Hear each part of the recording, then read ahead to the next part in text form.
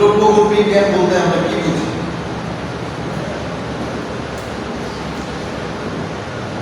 এইটার কোশ্চেন হতে পারে দ্রব্যগুণ বিজ্ঞান কাকে বলে, দ্রব্যগুণ বিজ্ঞান পাঠের গুরুত্ব ও প্রয়োজনীয়তা আলোচনা করে, তাই না? এরকম একটা কোশ্চেন হতে পারে। দ্রব্যগুণ বিজ্ঞান বলতে কি বুঝি বলো? দ্রব্যের গুণাগুণ নিয়ে যেখানে আলোচনা হয় সেই জানা বলো। হ্যাঁ বলো না, এখানে একটা ডায়াগ্রাম দেখতেছি আমরা, তাই না? এখন হচ্ছে আপনার পরীক্ষায় কোশ্চেন হতে পারে যে দ্রব্যগুণ বিজ্ঞান কাকে বলে, দ্রব্যগুণ বিজ্ঞান পাঠের গুরুত্ব ও প্রয়োজনীয়তা আলোচনা করব, বা একটা চিকিৎসা বিজ্ঞানে আমরা দ্রব্যগুণ বিজ্ঞানটা কেন পাঠ করব, এরকম কোশ্চেন হতে পারে।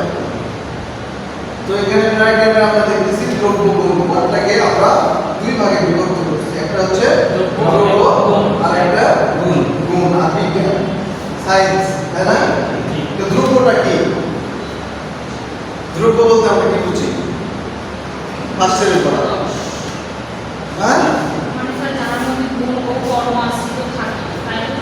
হ্যাঁ, দ্রব্য হচ্ছে কর্ম ও গুণ যার আশ্রিত এবং যা সমবায়ী, সমানভাবে কাজ করার মধ্যে, সেটা হচ্ছে দ্রব্য। যেমন কলম একটা দ্রব্য, তাই না? এটা কলমের ভিতরে কি কি গুণ আছে? কর্ম আছে, কর্ম ও গুণ যাতে আশ্রিত।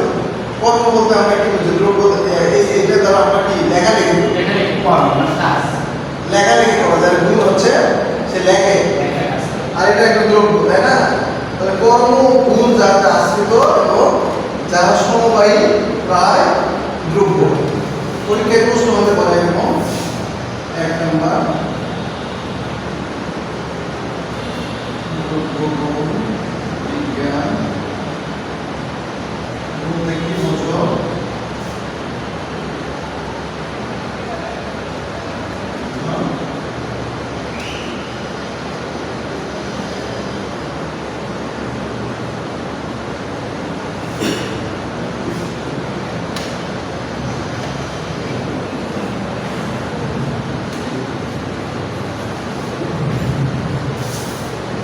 সেকেন্ডেরও আছে, তাই না?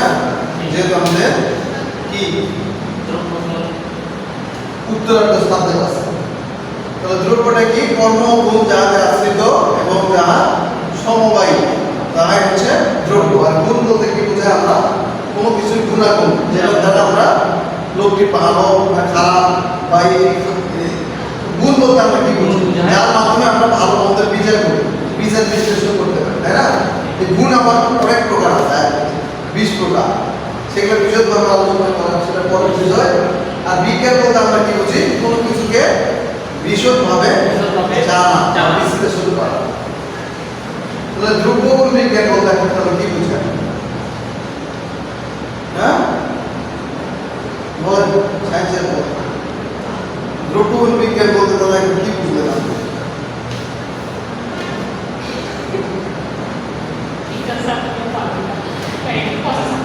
এখানে আয় বলতে একটা স্তর বলছে, দ্রব্যানং গুণ কর্মাণি প্রয়োগাবিধি হস্ততা সর্বস্ব যন্ত্র বর্ণতে দ্রব্যগুণ হিত।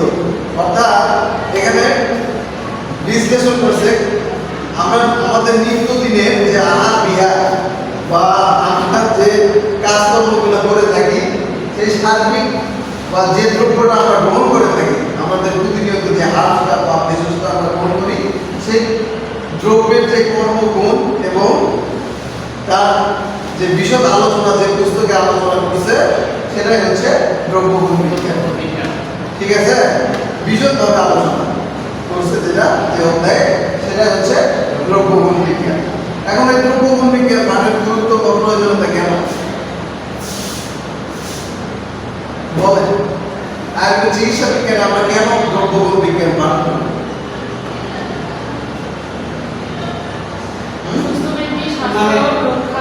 এবং অসুস্থ ব্যক্তির রোগ প্রশমনের জন্য হ্যাঁ, সুস্থ ব্যক্তি স্বাস্থ্য রক্ষা। আয়ুর্বেদ চিকিৎসা বিজ্ঞান সবসময় বডিকে ব্যালেন্সে রাখতে চায়, বডি যখন সাম্য অবস্থায় চলে যায় তখন কি করে এই চিকিৎসা বিজ্ঞানটা বডিকে আবার পূর্বের সাম্য অবস্থায় ফিরে নিয়ে আসে, তাই না? ত্রিদোষের বৈষম্যের কারণে তো আমাদের যে রোগ সৃষ্টি হয় সেইটাকে চিকিৎসার মাধ্যমে সবসময় আমরা ব্যালেন্স আনার চেষ্টা করি। আয়ুর্বেদের মূল ভিত্তি সেটা যে ত্রিদোষের সাম্য অবস্থায় বডি ত্রিদোষকে বডিতে সমানভাবে ব্যালেন্স করা। তাহলে এখানে দ্রব্যগুণ বলতে এখন বোঝায় এখন ফার্স্ট যে টপিক দিবেন সেটা হচ্ছে আমরা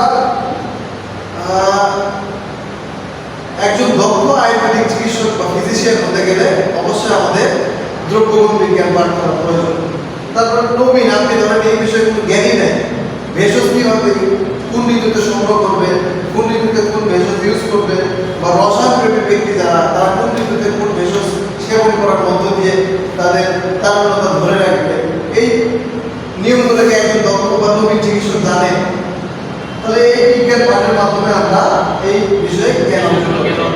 তারপরে কি আছে আমাদের অনেক সময় অমৃতের মতো কোনো ভেষজ বা বিষের ন্যায় কোনো ভেষজ যদি আমরা ভুল প্রয়োগ করে থাকি পেশেন্টকে, সেক্ষেত্রে কি আমরা কোনো ড্রাগ বা মেডিসিনও যদি আমরা ভুল দিই সেক্ষেত্রে কি রোগী ভালো ফিডব্যাক পাবো? যেমন আপনি ভালো সুস্থ ব্যক্তি ধুতুরা বীজ খাওয়াই দেবেন, ধুতুরা রস, হ্যাঁ, তাহলে কি হচ্ছে পাগল হবে। এখন ধুতুরা ফলকে আপনি ভস্য করে বা শোধন করার পদ্ধতিতে যখন সেবন করালেন তারপর আবার ভালো হবে। আবার কালো ধুতুরার রস আপনার খালিত্ব যেটা চুল করে যায় সে টাক নিবারণ করবে, ভস্কি দন্ত চূর্ণ দিয়ে আবার প্রলেপ দিতে হচ্ছে। এটা কি সম্ভব? আমাদের সাপ্লাই নেই দ্রব্যের, এই জন্য দ্রব্যের থাকতে হবে, সহজলভ্যতা থাকতে হবে। যখন আপনি ট্রিটমেন্ট দিলেন সহজে রোগী যেন সেই মেডিসিনটা খুঁজে পায়। এখন আপনার একটা মেডিসিন আপনি দেখছেন সেই মেডিসিন আপনার হচ্ছে সারা মার্কেট খুঁজে রোগী পাচ্ছে না, তাহলে কি রোগী ভালো হবে?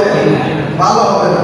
তো এই জন্য অমৃতের ন্যায় উপকারী ভেষজ আমাদের অনেক সময় ক্ষতির কারণ হয়ে দাঁড়াতে পারে। সেই জন্য আমরা দ্রব্যগুণ বিজ্ঞান পাঠের মাধ্যমে এই মেডিসিন বা হার্বস প্রয়োগ সম্পর্কে সঠিক জ্ঞান অর্জন করতে পারি, তাই না? এটা একটা প্রবলেম। তারপরে একজন নবীন চিকিৎসক তার কর্ম বা দক্ষতা বৃদ্ধির জন্য সিনিয়র যে ফিজিশিয়ান থাকে তার সংস্পর্শে থেকে কর্মদর্শনের মাধ্যমে যে প্রসেস বা প্রক্রিয়ার মধ্য দিয়ে সে মেডিসিন প্রয়োগ করতেছে সেই বিষয়ে জ্ঞান লাভের মধ্য দিয়ে সে এই বিজ্ঞান পাঠের মাধ্যমে জানতে পারবে বিস্তারিত। তারপরে ভেষজ সংগ্রহের যে নিয়মাবলী, আমরা কোন ঋতুতে কোন ভেষজ সংগ্রহ করবো, এখানে হচ্ছে সেকেন্ডের একটা প্রশ্ন হতে পারে যে ভেষজ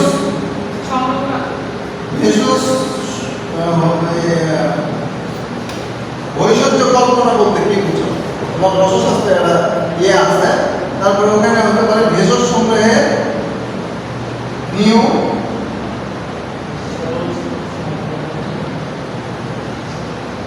কাল বর্ণনা করা, এরকম একটা কোশ্চেন হতে পারে, তাই না? তাহলে ধরেন বর্ষাকালে আমরা কোন ভেষজ সংগ্রহ করবো, শরৎকালে কোন ভেষজ সংগ্রহ করবো, গ্রীষ্মকালে আমাদের এই যে একটা গ্রীষ্মের সময় গেছে এই সময়টাতে আমাদের বডির অগ্নি বা তেজ কমে যায়। শীতকালে আপনি যে পরিমাণ বডির অগ্নি বা আপনার তেজ যেটা থাকে, গ্রীষ্মকালে আমাদের দেখেন হচ্ছে অল্পতেই এনার্জি চলে আসে, ঘুমের ভাব চলে আসে দুপুরবেলা, কিন্তু শীতকালে অতটা কিন্তু হয় না, হয় শীতকালে অতিরিক্ত মাত্রায় হয় না। তো এই জন্য আমরা ভেষজের যে হচ্ছে কোন ঋতুতে কোন ভেষজ সংগ্রহ করলে সেটা